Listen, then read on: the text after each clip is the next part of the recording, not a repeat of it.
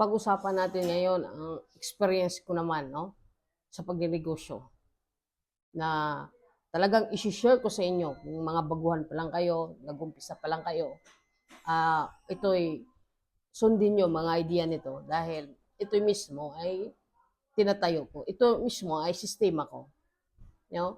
Sa pagnenegosyo pala, 'no, hindi mo makayanan ikaw ay mag-isa. Kailangan ng isang team. Dahil ang isang team, maraming utak 'yon at hindi ka mahirapan mag-isip. At sa aking experience, hinayaan ko yung team ko ang mag-explore, mag-isip. Mga idea nila, hiningi ko. Hindi ko sila, bilang isang, ikaw ay isang may-ari, kung ikaw ay isang CEO, kung ikaw isang nagtatayo pa lang ng isang negosyo, hindi mo gagamitan ito ng pride, no? Experience ko 'yan. Kumbaga, pakinggan mo sila sa isang team. Kung ano ang mga idea nila. Kailangan maglabas sila ng idea, no? Kasi ako dito, nakikita ko na una ay simpleng empleyado lang sila. Pero nang may natutunan ako sa mga books na mga binabasa ko, ina-apply ko ito.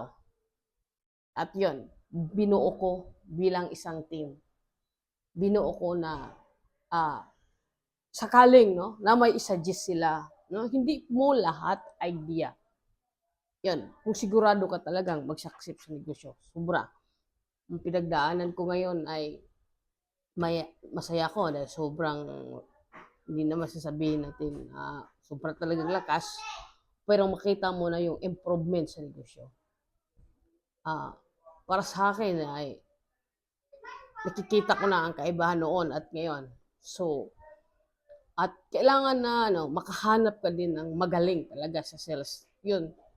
Di lang sa loob, no? Sa loob ng kasi ang bumubuhay ng isang kumpanya ay isang sales talaga.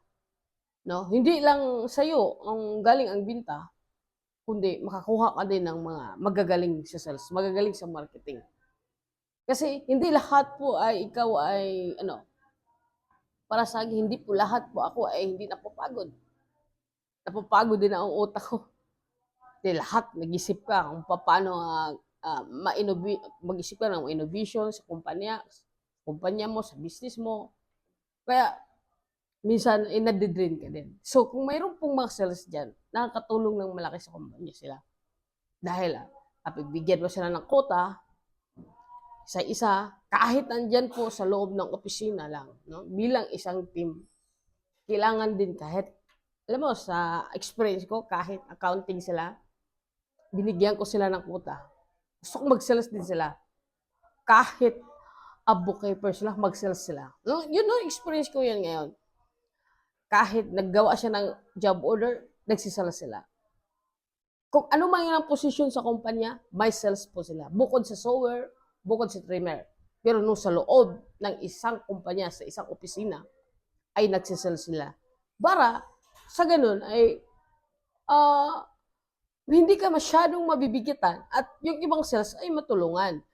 So, yun po, bawat pasok ng bawat apply, no, kung ako sa inyo, no, mag-apply na bilang isang accounting, no, sa iyong kumpanya, bago mo sila tanggapin, alam mo ba, ang accounting namin ay magbibigay din ito ng, kailangan mo rin magbibigay ng sales buwan-buwan. Hindi ka nakapokus sa accounting lang. Kasi sa isang negosyo, kung walang sales, hindi talaga ito lalago. Hindi ito, anong pasahod mo sa empleyado, no? Di ba? Anong papaikot mo kung wala pong kita ang isang kumpanya, di ba?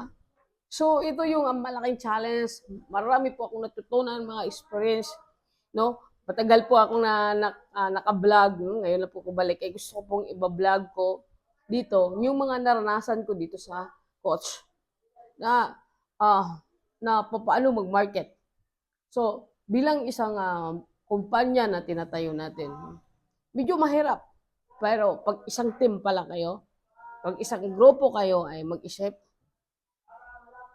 at ikaw ay susundin ng, at saka ito, maganda talaga na baka lang pagka-leader mo din. Pero, diplomatic.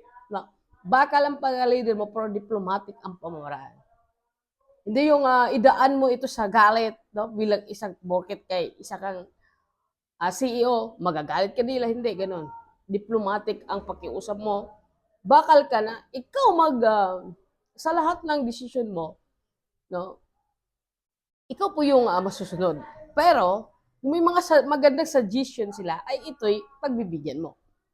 No? Kasi, ang mahirap mong isang leader ay maraming mag-influensya, no? Gawa-gawa, no? So ito din, no? Bilang isang leader na experience ko din na hindi ka basta-basta maniwala sa mga sumbong, no?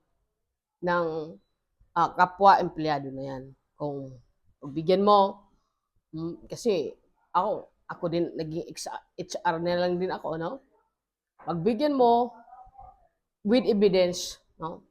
Bago mo husgahan ang bawat both side nito.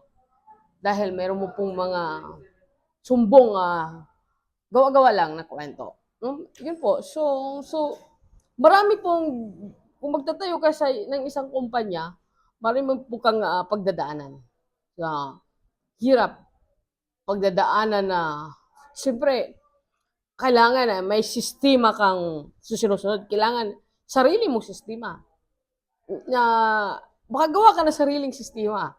No? Na masaya kasi, alam mo, sariling sistema ko ay naayos. Di ba? Sa isang bagay, kung sinasabi ko na kung saan ka masaya, doon ka. Ipaglalaban mo kung ano yung meron ka dahil masaya ka. No? At ang experience ko, kailangan klaro ang goal mo. Ano ba yung goal mo? Bakit ka nagtayo ng kumpanya? Bakit ka nagtayo ng business? Kasi kung ang goal mo ay gaya-gaya lang, ang goal mo ay magkapera ka, ay sigurado susuko ka. Sa pagdaanan mo, sigurado susuko ka. Kasi napakahirap, ang dami ang pagdaanan talaga. Pero sa akin, klaro, hindi pera ang gusto ko. Wealth. Diba? Kailangan kailangan humanity. Kailangan magkaroon ka ng isang entrepreneur, kailangan na masaya ka tumulong sa kapwa mo. Diba? Hindi ka kung palagi kang naghahapon ng pera, sigurado yan. Hindi ka tatagal sa negosyo mo. Dahil walang kita eh. Wala namang kita ito. Lugi naman itong negosyo. Kasi hindi ka nag-isip na makatulong ka. Kasi isang negosyante, kailangan long term. Long term ka mag-isip. Paano ka mag-success?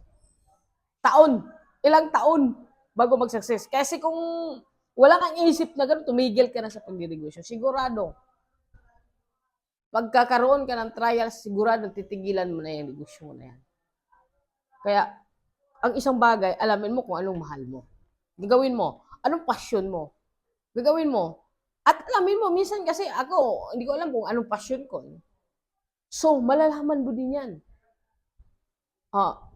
Ikaw lang mismo ikaw lang mismo sa sarili mo ang makaalam yan. And matagal, pero anong gusto mo? Alamin mo. Dahil minsan tayo ay kulang tayo sa galaw-galaw ba? Kaya hindi natin alam na nangyayari. Maraming salamat mga bagwan sa negosyo.